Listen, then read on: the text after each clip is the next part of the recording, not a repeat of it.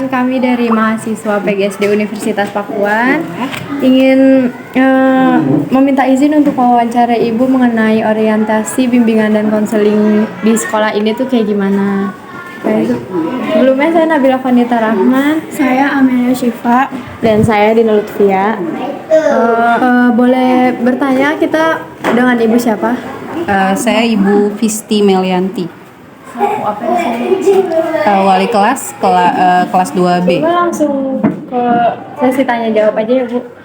Di sini di sekolah ini tuh punya guru BK tersendiri nggak sih Bu?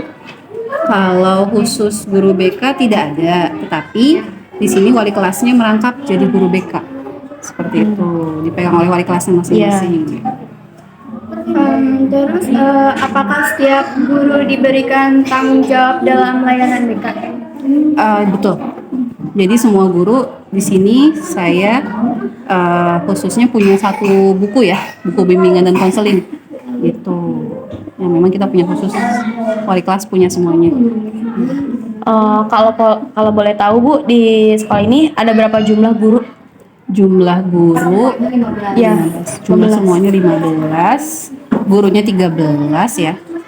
Terus stafnya 2, jadi 15 orang. Yang PNS gitu ada berapa Bu? Apa udah Yang semua ya? PNS itu yang 2 lagi masih honor. Yang 11, 2 lagi honor, yang 2 lagi memang staff, yang 2-nya masih honor gitu. Jadi yang honor ada 4.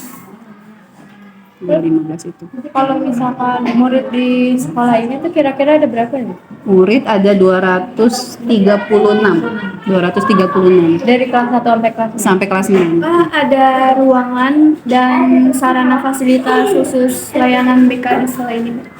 Kalau ruangan khusus BK tidak ada, tapi biasanya kalau kita konseling di ruangan perpustakaan, di situ dipakainya di situ. Ya. Jadi kan memang situ suasananya bagus ya, sunyi senyap. Jadi untuk layanan konseling bisa dipakai di situ. Maka di awal tahun ajaran baru, siswa diperkenalkan ruangan dan sarana fasilitas di sekolah ini. Iya, selalu setiap awal tahun. Biasanya kalau kelas karena saya mengajar kelas bawah, itu saya ajak tur. Iya, seperti kemarin ya, kita tur, kita keliling sekolah sampai ke kelas atas, mengenalkan guru, siswa, ruangan, fasilitas di sini semua. Kalau kelas bawah, Ya. gitu. Di sini apakah ada perkenalan ekstrakurikuler kepada kepada siswa baru? Ada termasuk ekskulnya, ruangan, fasilitas semuanya. Jadi pas awal tahun pelajaran gitu.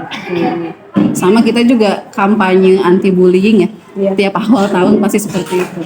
Tidak boleh membuli lah. Iya. Apakah ada penjelasan terkait tata tertib sekolah dan tata tertib di kelas? Ada. Sebenarnya saya tidak pakai kelas ini. Kelas saya di ujung, tapi kelas ujung itu rusak. Jadi saya pindah ke sini. Jadi setiap kelas itu ditempel. Tata tertib masing-masing kelas tuh ada. Kita buat sendiri gitu. Jadi tata tertibnya misalkan kelas 1 apa, kelas 2 apa, dan itu ditata tangan sama kepala sekolah ada gitu. Ditempel, anak-anak mengetahui sanksinya apa. Nah, keterlibatan orang tua pada siswa, guru, dan sekolah. Keterlibatan orang tua ya, dalam semua hal. Iya. Kalau di sini memang ada komite ya, semacam kayak paguyuban gitu ya. Oh, ya. Jadi memang mereka ada perkumpulan sendiri dan memang sangat membantu ya untuk sekolah ya. Terutama apabila kita mau mengadakan apa seperti itu, mereka sangat membantu ke sekolah gitu. Banyak sekali bantuan dari para komite.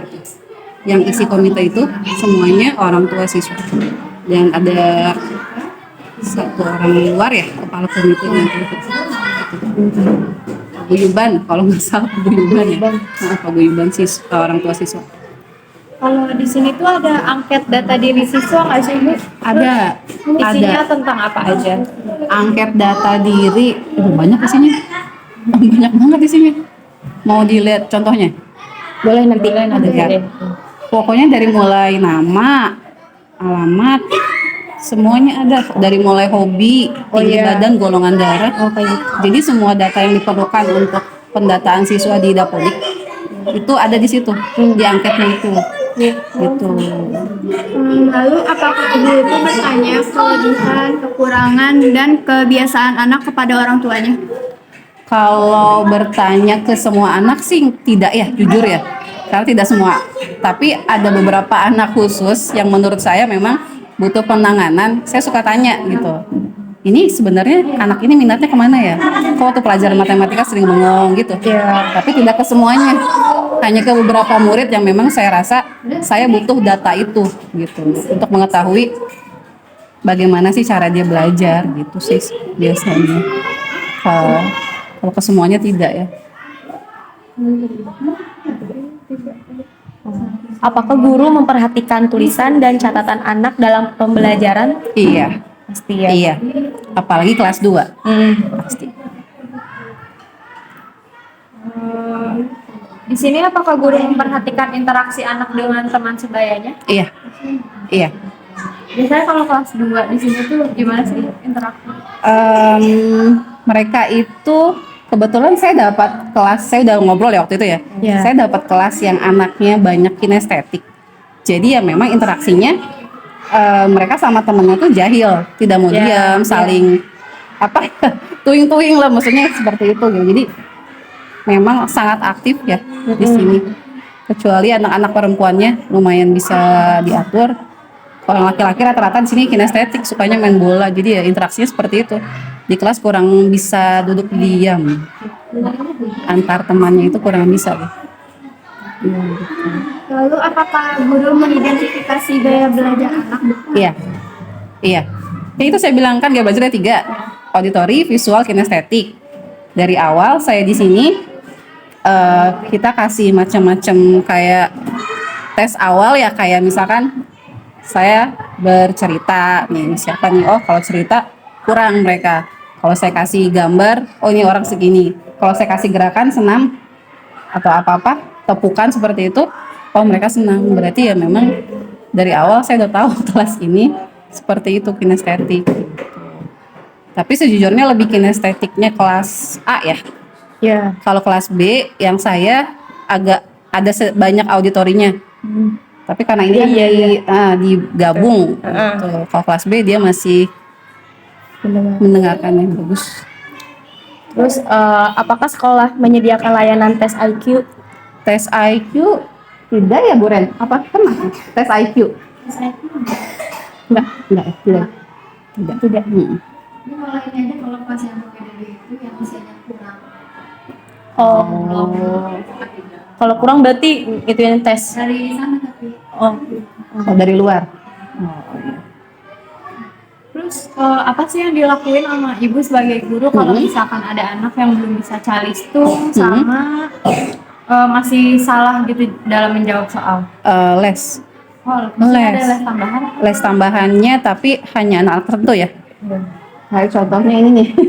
Ini bertiga tuh kalau pulang sekolah les baca dulu. Gitu. Intinya kan sebenarnya kalau kelas 2 itu tulisan dulu ya, baca tulisnya dulu ya. Dan di sini PR berat buat saya karena mereka ketika kelas 1 COVID. Iya. Nah, sekarang mereka kelas 2 banyak yang belum bisa baca. Nah, itu PR-nya buat saya. Jadi saya benar-benar menekankan ke baca tulisnya dulu. Gitu. Banyak banget yang belum bisa baca tulis. Lalu apakah yang dilakukan dulu bila hasil ulangan anak kurang baik? Kurang baik biasanya dibahas lagi ya soalnya. Kalau tidak sih mengerjakan remedial ya. Ada remedial, ada soal lagi. Apa yang dilakukan guru bila anak tidak mengerjakan PR atau tugas lainnya? Kalau tidak mengerjakan PR, kita tanya dulu alasannya. Kalau iya, di sini kadang ada yang bilang ketinggalan. Saya bilang ya udah coba diambil karena muridnya kan dekat semua ya. Diambil dulu, Bu. Iya, ada yang seperti itu ada gitu. Tapi memang kalau awal-awal saya masih agak toleransi ya jujur ya karena masih kelas 2. Lama-lama udah kenal karakternya. Yang memang suka lupa ya saya kasih sanksi gitu. Tapi tidak terlalu keras kok, tergantung alasannya juga sih kenapa gitu. Apa yang dilakukan guru bila mendapat anak yang mengalami masalah seperti sulit bertanya dan tidak ingin dan takut kalau misalnya dalam menyelesaikan tugas? Kayak seperti itu ya. Biasanya sih biar anak semangat, saya suka kasih permen, coklat gitu. Minimal biar mereka berani dulu deh gitu ke depan. Atau sekecil apapun kasih reward lah, minimal tepuk tangan gitu. Biar anak tuh kayak misalkan dia selesai duluan, ya udah saya nilai. Kamu bagus gitu. Tepuk tangan buat dia gitu aja sih. Kasih afirmasi positif. Iya, itu paling yang bisa saya lakukan kayak gitu aja. Kalau misalnya tempat duduknya itu suka diubah-ubah. Dirubah, ya. Kadang-kadang bentuknya U. Oh iya. Kadang mereka saya dudukan perempuan laki-laki. Kadang juga berkelompok.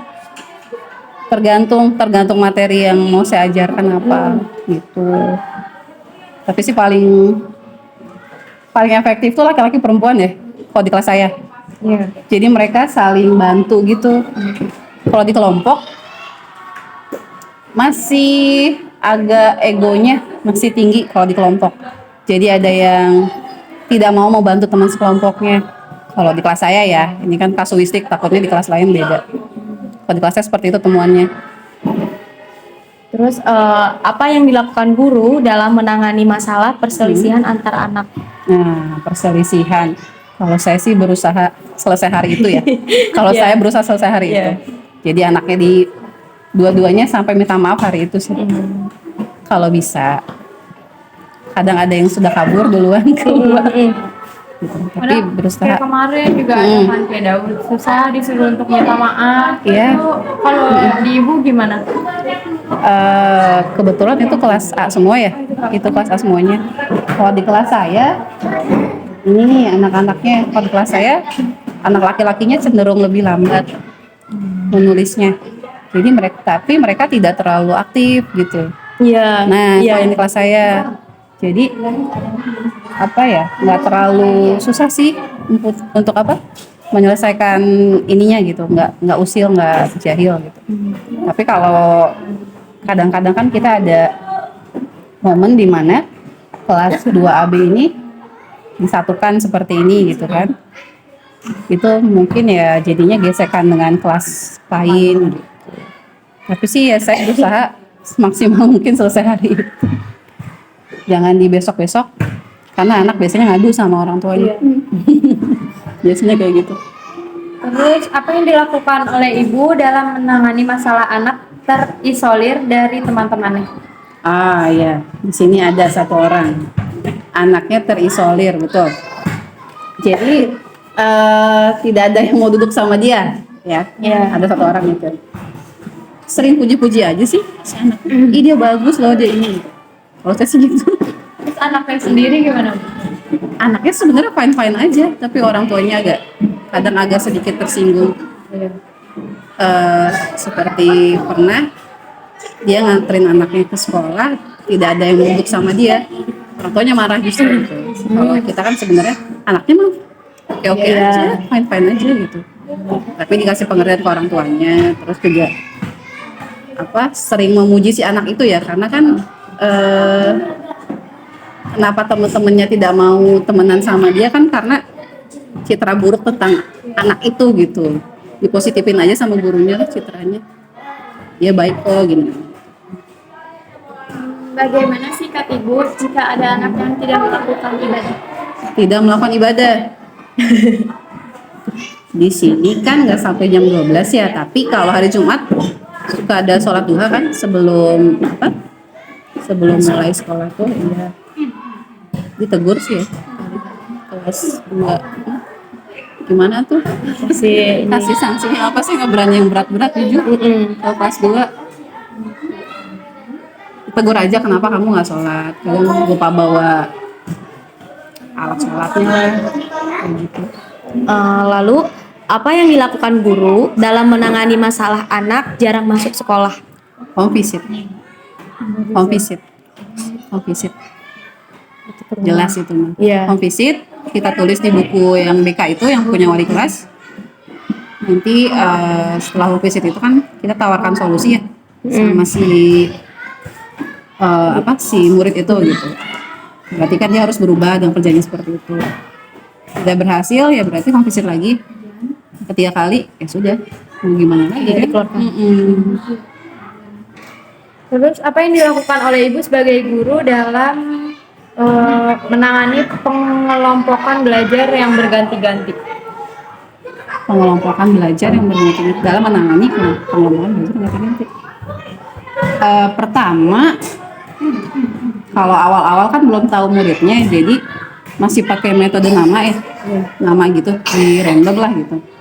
Kesininya sih kalau sudah tahu pas pertengahan ya, udah mulai ketahuan anak mana yang aktif.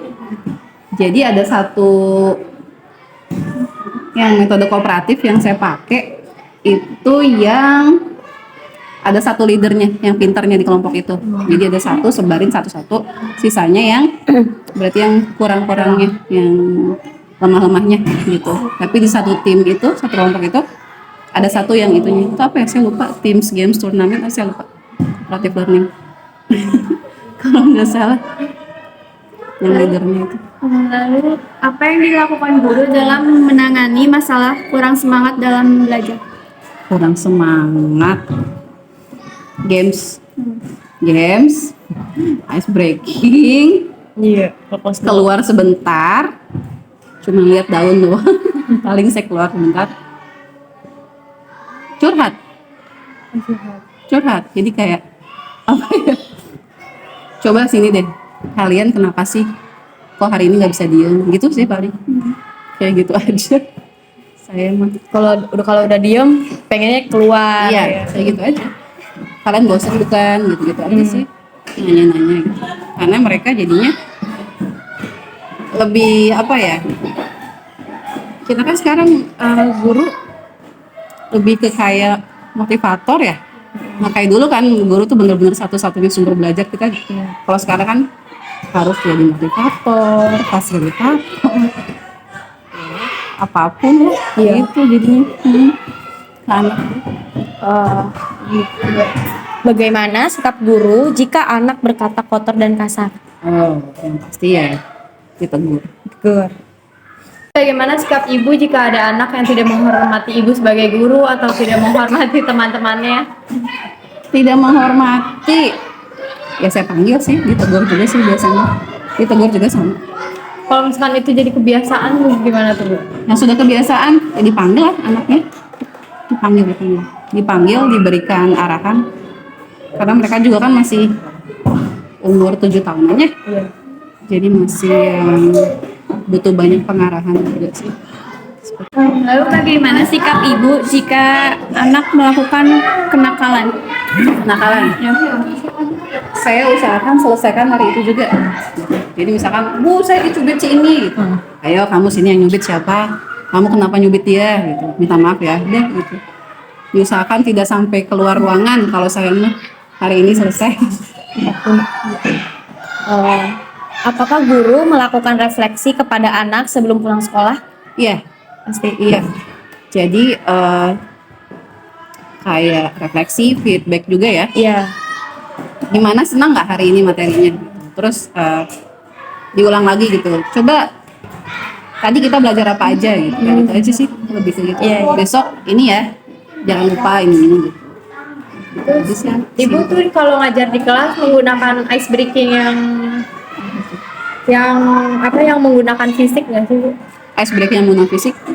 Iya, contohnya senam jari, misalkan kayak begini gitu. Kayak tadi kan tepuk satu, gitu. Tepuk pramuka, segala macam tepuk-tepukan gitu, kayak konsentrasi kayak gitu. Iya. Kayak gitu sih, gerakan semua ya.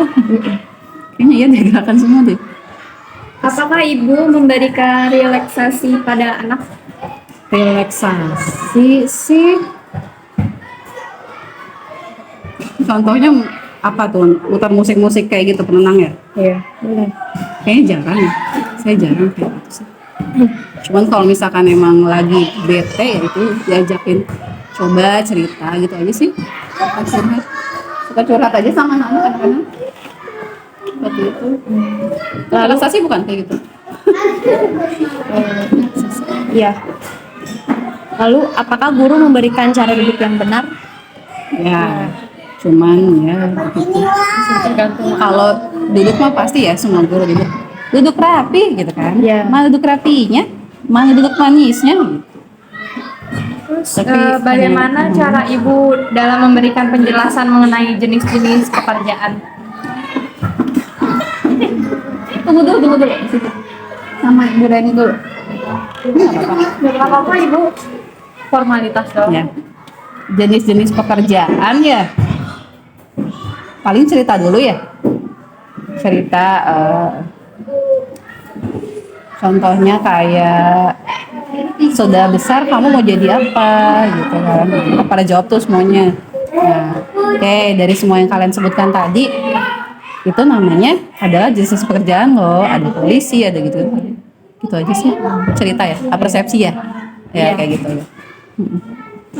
Lalu bagaimana ibu menggali minat dan bakat anak dan cara mengembangkannya?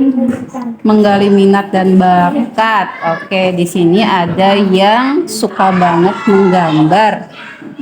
Nah, berarti saya biasanya ke orang ini beda. Kalau teman-temannya biasanya saya sekarang gambar ini ya. Tapi kalau si anak yang dia talentanya ngegambar, saya bebasin biasanya. Karena dia punya imajinasi sendiri. Kalau yang lain masih suka diarahkan gurunya, Bu, gambar apa ya hari ini gitu. Itu satu. Terus di sini sukanya pada nari ya. Iya. Pada nari sukanya. Jadi pas kalau ada acara, kebetulan saya ngelatihnya.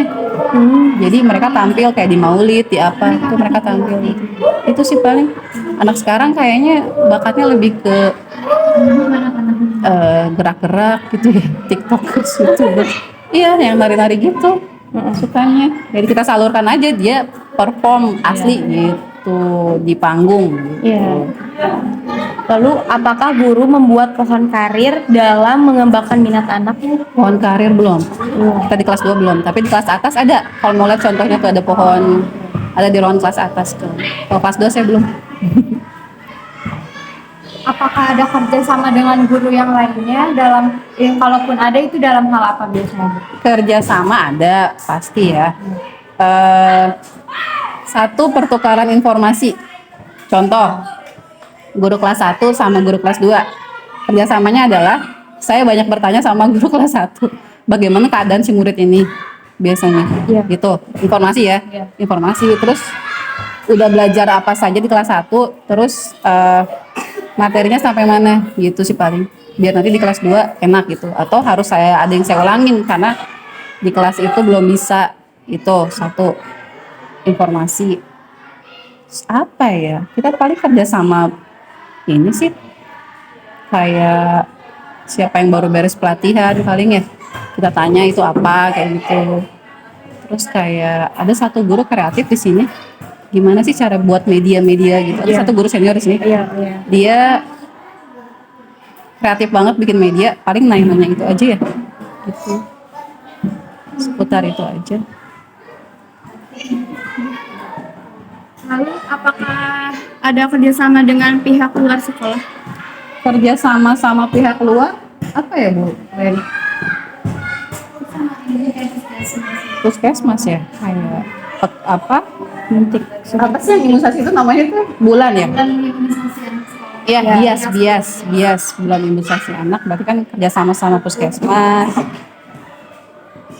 Terus kemarin sama apa ya? Dinas sosial apa ya? Dinas sosial mereka jadinya ke sini memperagakan apa? Di sini memperagakan tentang cara menanggulangi bencana. Itu simulasi di sini. Gitu. Sama yang lainnya belum ya. Pengen sih kerjasama sama pemadam gitu. Biar anak-anak simulasi kebakaran gitu. Tapi baru itu sih.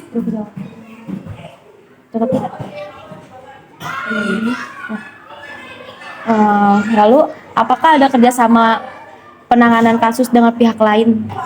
Penanganan kasus sepertinya belum ada nggak sih Bu? Nggak ada ya. Untuk level SMA ya, SMP SMA ya. Oh, Sejauh ini alhamdulillah nggak. paling cukup di sini aja deh wawancaranya. Makasih banyak untuk waktunya. Sekian dari kami. Terima kasih banyak Ibu dari Bantu. Iya, sama-sama.